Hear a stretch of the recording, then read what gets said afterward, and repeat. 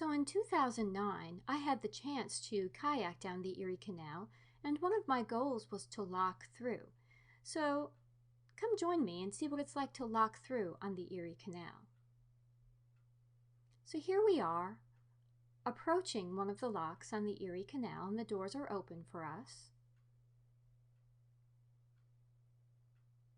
Now we're inside the lock, and the doors will be closing behind us.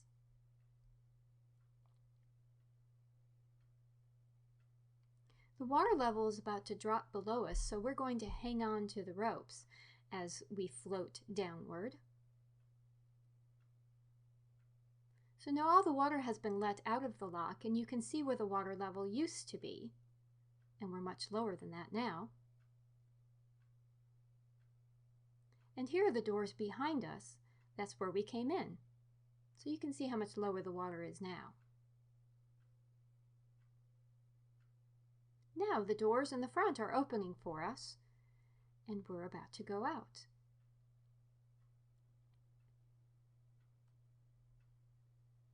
So here I am paddling out of the lock on the Erie Canal.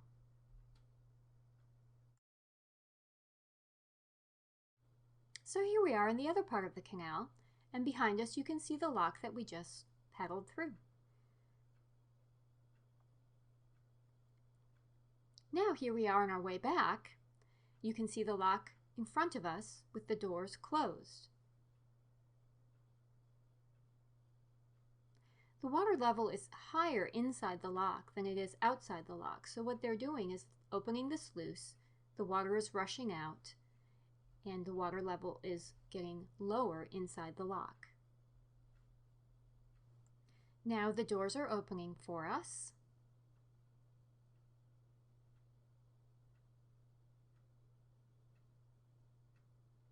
And in we go.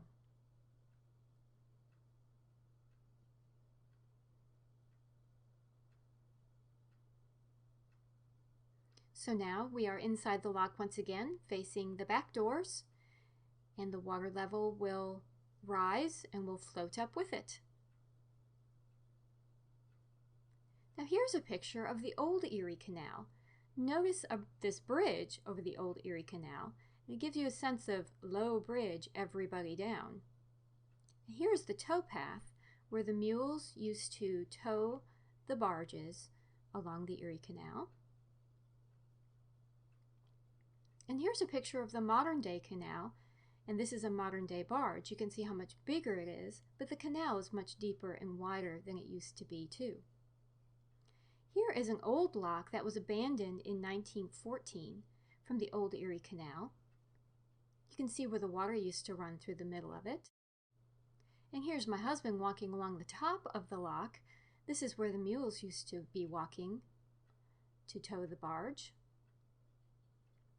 And here I am standing in front of the opening to the lock, and you can notice how big the stones are, all cut by hand. Pretty neat. Now here's a picture of a turning bridge. The man and his mule used to walk up that ramp that you see on the left. Then they would continue over the bridge. Now remember that the barge is connected to the mule with a rope. So as they come down the other side, this would allow the barge to turn around. Notice how smooth the railings are, so your rope doesn't get caught along the way.